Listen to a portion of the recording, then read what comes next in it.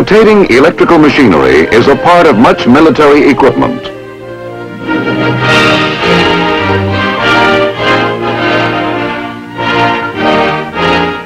Whether it is a simple blower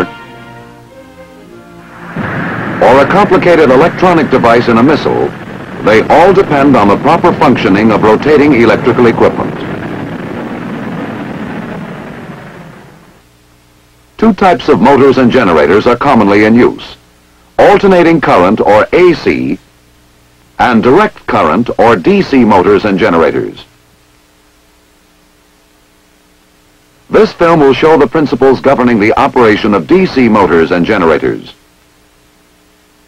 Basic to the understanding of DC motors and generators is the simple generation of an electromotive force, an EMF. Mechanical energy, the moving of a wire or conductor across a magnetic field by hand in this instance, produces electrical energy.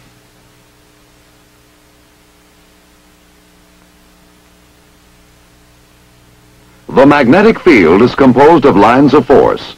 As the conductor cuts these lines, an electromotive force or EMF is generated in the conductor.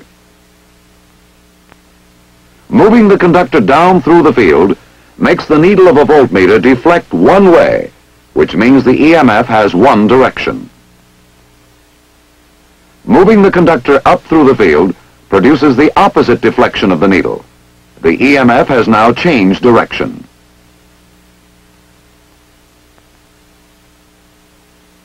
Moving the conductor back and forth with the field does not make the needle of the voltmeter deflect.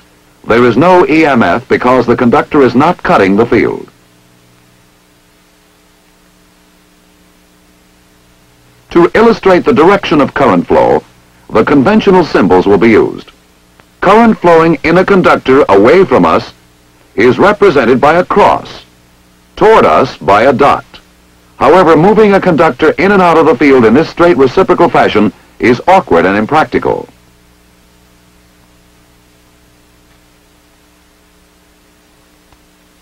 A simple generator of EMF can also be made by rotating a single turn coil within a stationary magnetic field of two magnets with opposite polarity. The loop now, in effect, becomes two conductors because both the top and bottom sections cut magnetic lines during rotation.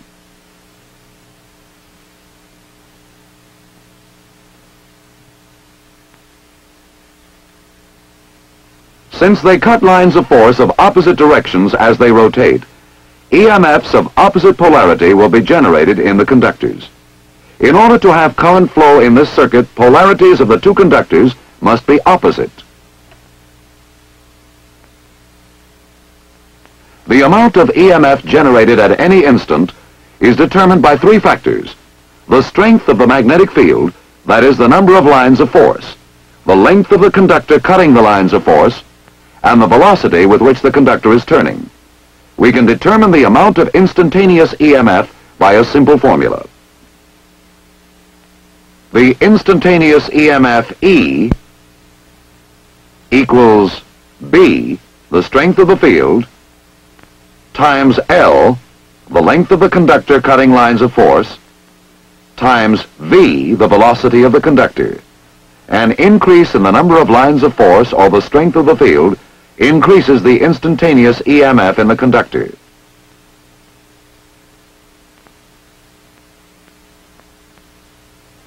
Increases in the length of the conductor cutting lines also increases the EMF. And finally, the greater the velocity of the conductor, the greater the EMF.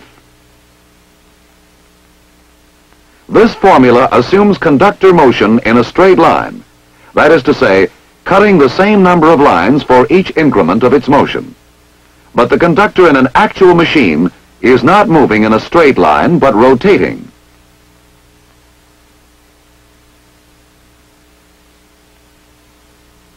When the conductor moves in a rotary path, the number of lines cut varies depending on the position of the conductor. At the top of the field, for instance, no lines are being cut and no EMF is generated. As the conductor keeps turning, the number of lines cut increases, so that at a quarter turn or 90 degrees, the maximum number is being cut and maximum EMF is generated. Again, at 180 degrees, no lines are cut, no EMF. We reach a maximum again at 270 degrees, and finally, again at 360 degrees, no lines are cut. The conductor has rotated 360 mechanical degrees, which correspond in this instance to 360 electrical degrees. Therefore, when the conductor moves in a rotary path, another factor is added to the original formula for the determination of instantaneous EMF. The formula that now applies is instantaneous EMF equals field strength times the length of the conductor times velocity multiplied by sine theta.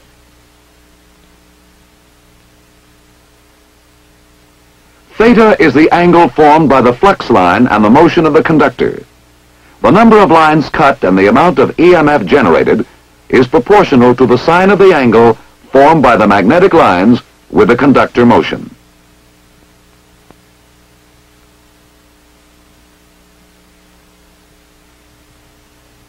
A graph of EMF versus conductor position during one revolution will be a sine wave representing alternating current, or AC.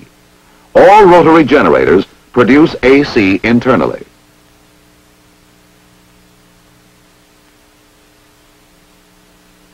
What you have seen so far is really the theory and operation of a basic AC generator, but our purpose was to explain the principles of operation of a DC generator. To get direct current, we will attach each end of the conductor to a segment of copper, forming a commutator. Now our machine is a DC generator. The commutator rotates with the loop.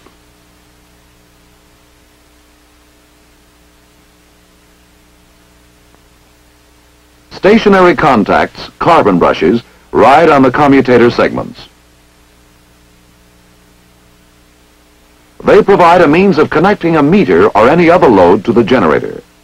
The loop of a conductor, wound on a rotor, and the commutator are referred to as the armature.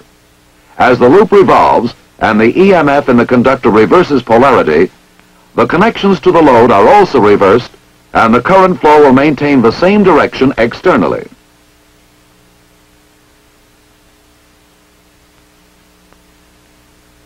Represented graphically, the output amplitude still varies. The DC is in the form of pulses. It is a pulsating direct current, or PDC. The pulsation from 0 to maximum, twice for each revolution of the loop, is called ripple. This ripple can be reduced by adding more loops and more commutator segments to the existing armature. Two loops at right angles connected to four commutator segments provide two outputs instead of one.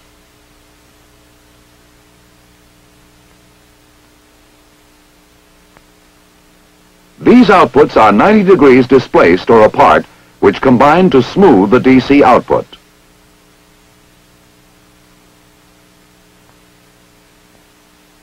However, even with two loops and four commutator segments, the rectified curve is still somewhat irregular.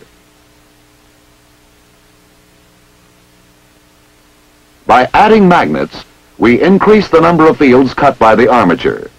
As we increase the number of loops and commutator segments, the variation between maximum and minimum value decreases.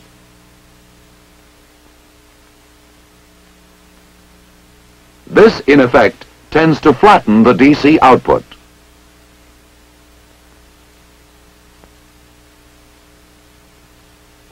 Practical DC generator armatures have a great many loops wound on a rotor.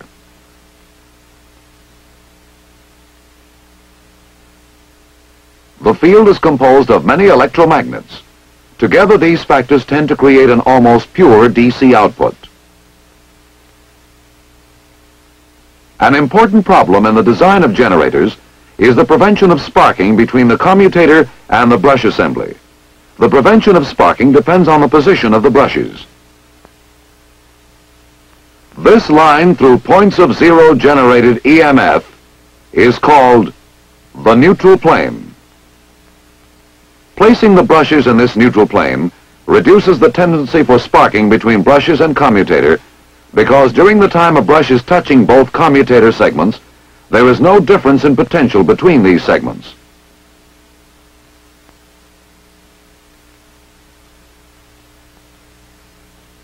Theoretically, no sparking should occur at the commutator brushes when they are placed in this position.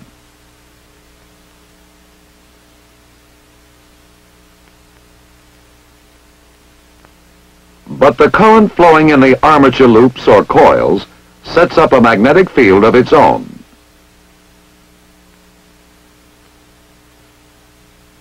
This magnetic field interacts with the main magnetic field and distorts it. The distortion causes a shift in the neutral plane and sparking at the brushes.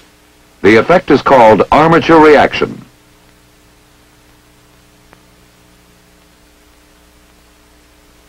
Sparking may cause severe interference in nearby electronic equipment.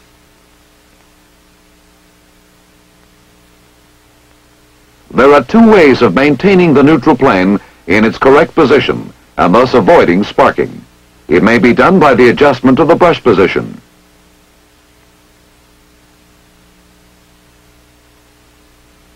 The brushes are adjusted to lie in the adjusted neutral plane.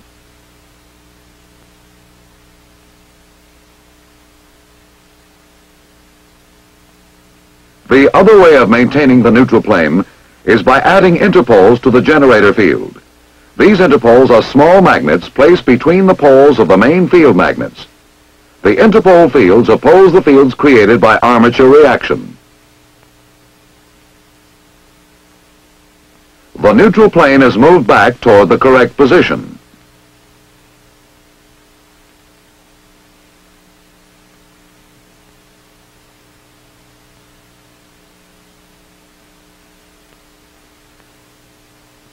In addition, to further counteract armature reaction, windings called compensating windings are sometimes placed in the main pole faces.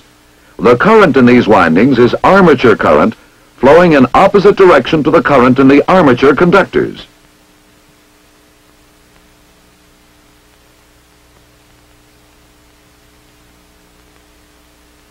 Magnetic fields in DC generators may be produced by electromagnets or permanent magnets. Permanent magnets are used in relatively small devices like a field telephone ringing generator. In larger generators, the field is created by electromagnets.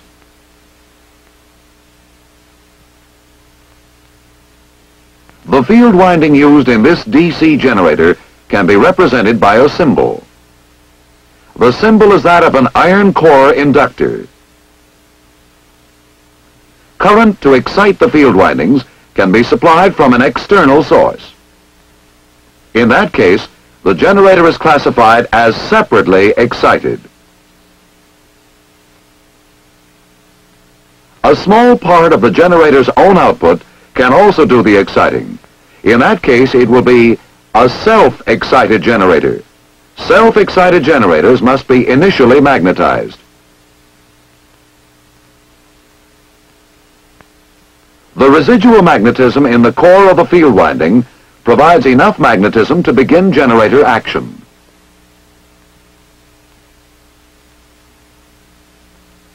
The field coil winding may be connected in several ways.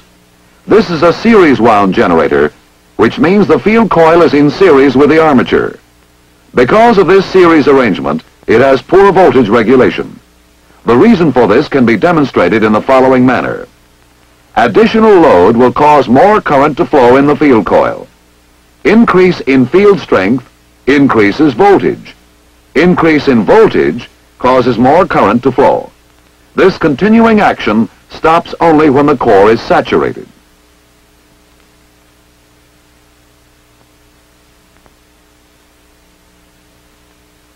When the load is increased, the voltage will increase.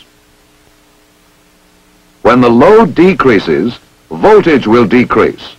Voltage regulation in the series wound generator, therefore, is very poor.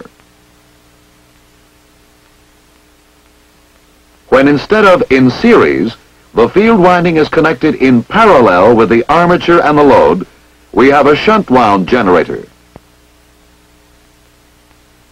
Now the field current is independent of the load current.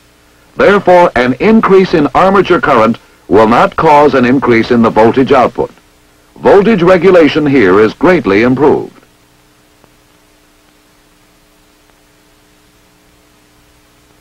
In shunt wound generators, therefore, changing load causes relatively small change in voltage output. By changing the armature winding, a compound wound generator results, which combines the best features of both types, the series and the shunt wound generator. When windings are arranged so that magnetic fields oppose each other, it becomes in effect a series generator. This is used only where constant current is the prime requirement, such as in arc welding. By changing the magnetic polarity of one of the field windings aid one another. As a result, this compound wound generator has good voltage and fair current regulation.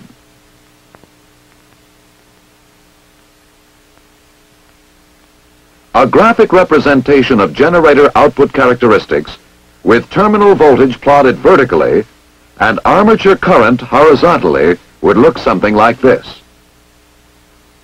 As we have seen, in the output of the series wound generator, voltage regulation is very poor.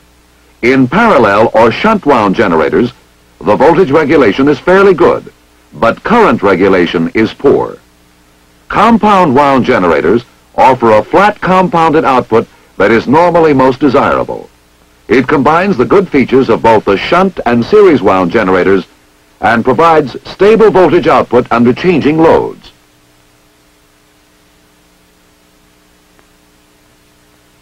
As we have seen in our analysis of the DC generator, its primary function is the conversion of mechanical energy to electrical energy.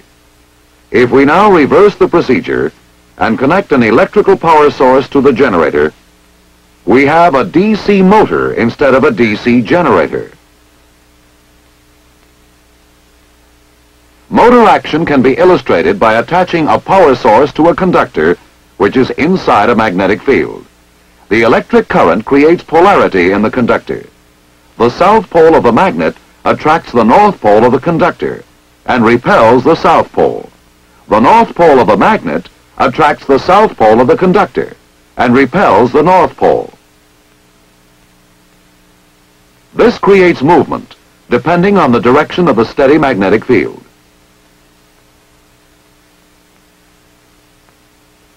The movement also depends on the direction of the current flow through the wire.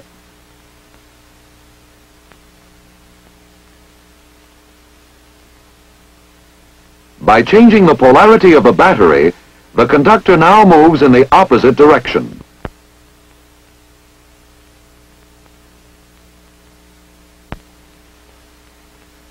To see what really happens, let's go to a drawing again. Here, a conductor is suspended in a magnetic field. Current flow from a power source creates its own magnetic field in and around the conductor. This field around the conductor reacts with a main magnetic field to cause motion of the conductor either out of the field or into it. The arrow point indicates the direction of the current flow in the conductor.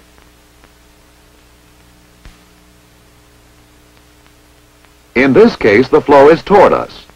The field of the conductor has the same direction as the main field above the conductor and the opposite direction of the field below the conductor. These two magnetic forces added together distort the lines of the main field upward. The field above the conductor is thus made stronger and the field below the conductor is made weaker. So the conductor moves down.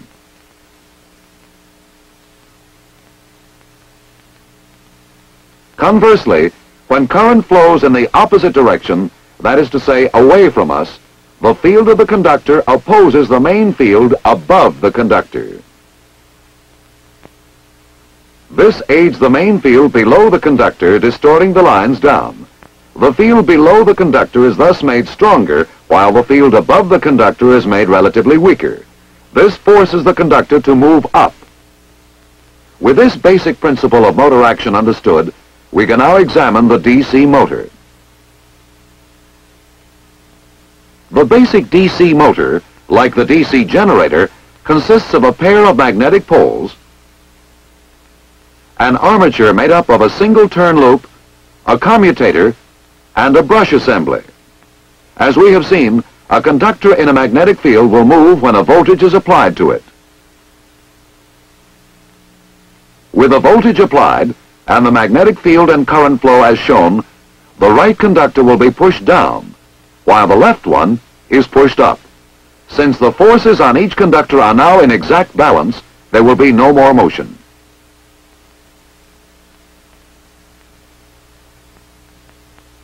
Adding another loop and two commutator segments ensures that at no time will balancing forces cancel each other out.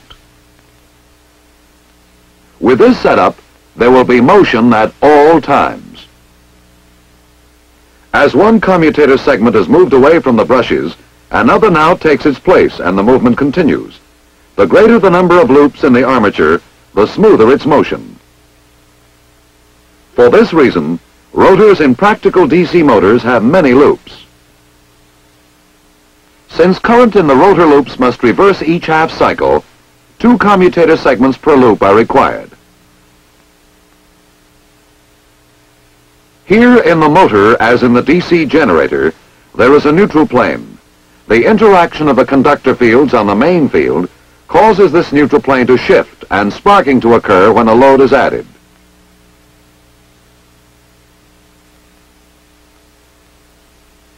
Sparking in DC motors also produces burned commutators and interference in nearby electronic equipment. This sparking can be prevented in one of two ways. One is by the adjustment of the brush position. The brushes are moved until they lie in the adjusted neutral plane. In the motor, as in the generator, small interpoles between the poles of the main magnets are also used to eliminate the shift of the neutral plane.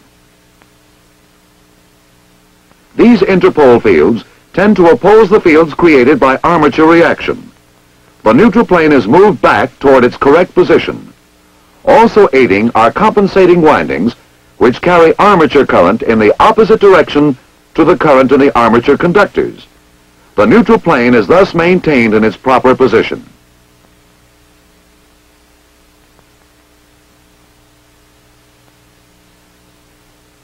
DC motors operate most efficiently when sparking is eliminated. We saw earlier that when a conductor is moved by mechanical energy in a magnetic field, an EMF is generated. This is generator action.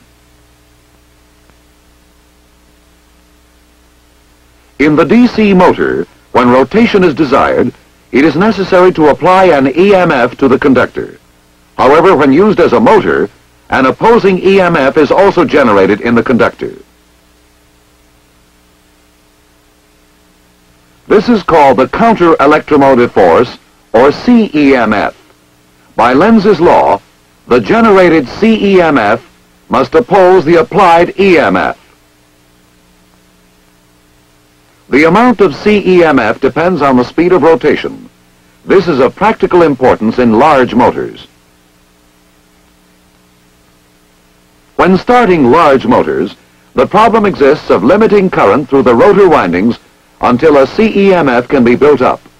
If the full current is applied before the CEMF develops, it may burn out the rotor windings.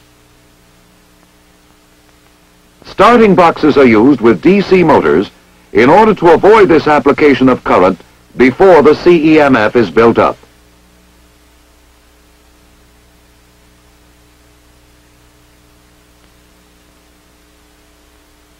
Here is a basic shunt motor with its starting box. In the starting position, the circuit to the rotor windings is closed through a series of large resistance coils. As the lever of the switch is moved, rotor speed and CEMF build up gradually, and the resistance coils are subsequently cut out until running speed has been reached.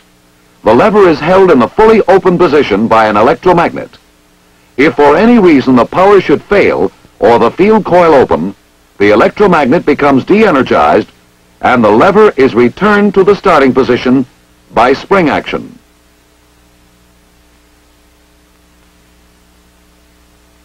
Just as in DC generators, DC motors seldom use permanent magnets for the field. Instead, electromagnets are used. Like with a DC generator, field windings are constructed in several ways.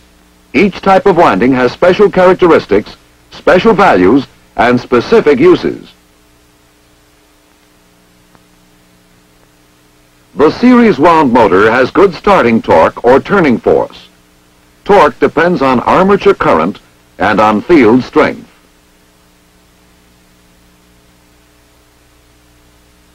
Since field strength is proportional to current, the high starting current before CEMF is developed affects torque as the square of the current.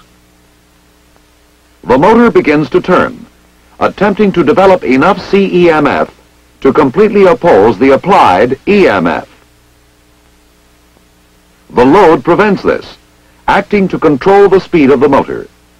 But if the load is suddenly removed, like in the case of a broken belt, the motor will build up speed trying to develop more CEMF until it destroys itself.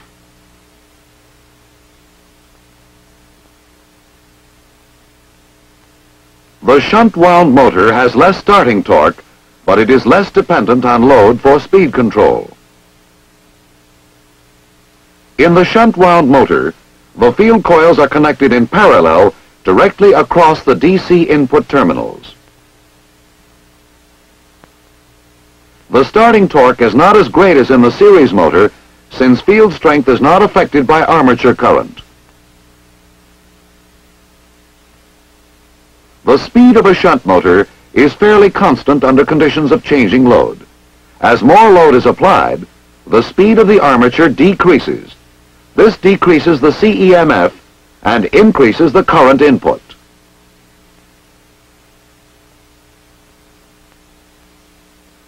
The increase in current input boosts the coupling between the field and armature and increases the torque, causing the motor to resume approximate running speed. A sudden reduction in load will not damage the motor because the field current is independent of rotor current in the shunt wound motor. The desirable characteristics of both the series and shunt wound motors can be achieved in the compound wound motor. In order to obtain good starting torque, the series field is used. When running speed has been attained, a centrifugal switch cuts out the series field and cuts in the shunt field. It is now a shunt motor and the speed regulation is good.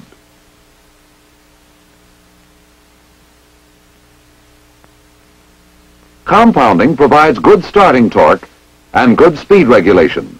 This allows for efficient operation and minimizes the possibility of damage to the motor. Now for a quick summary.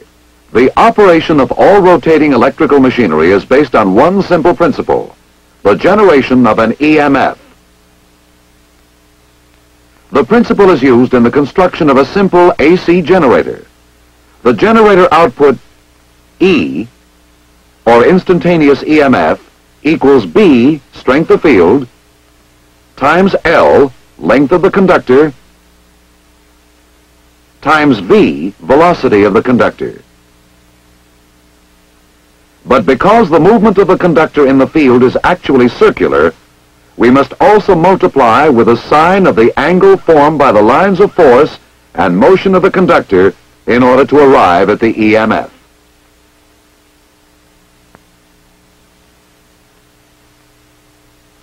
All generators are basically alternating current generators and produce AC internally.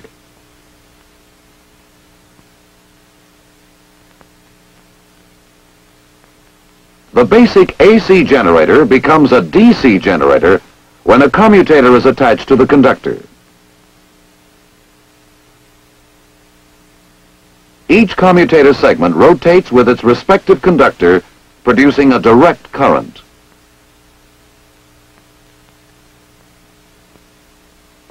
This current, which is a pulsating current, is made smoother by the addition of more magnets and more loops.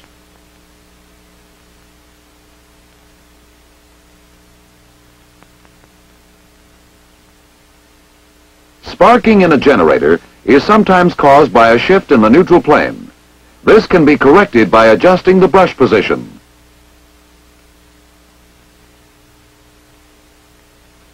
Or by the use of interpoles and compensating windings.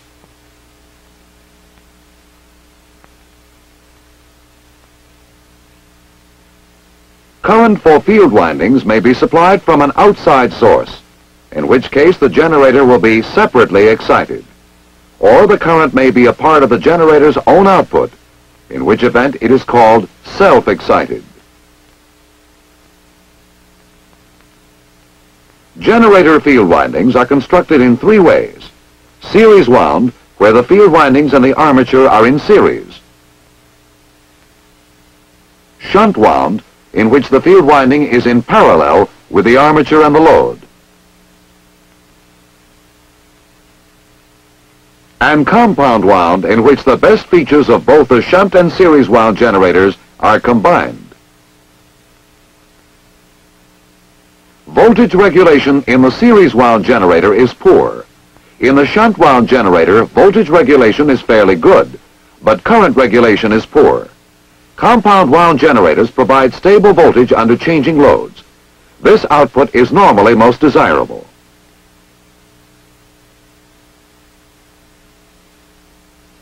Motor action is the opposite of generator procedure. In a DC motor, voltage is applied to two or more loops in a magnetic field. This causes polarity in the loops. The interaction of this polarity with the polarity of the field makes the loops rotate. This is the basic DC motor. When the conductor of the motor is rotated by an applied EMF, it also generates a counter-electromotive force. According to Lenz's law, this generated CEMF must oppose the applied EMF. As in generators, field windings in DC motors are of three types. The series wound motor has good starting torque, but since its only governing factor is the load, the speed regulation is poor.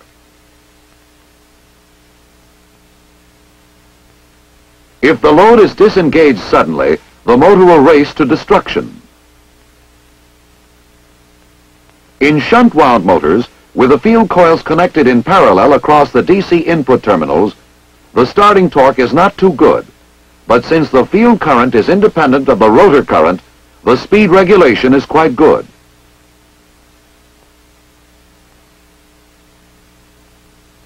The compound wound motor combines the best features of both types. It uses a series section for good starting torque. Then it switches to a shunt arrangement for good speed regulation.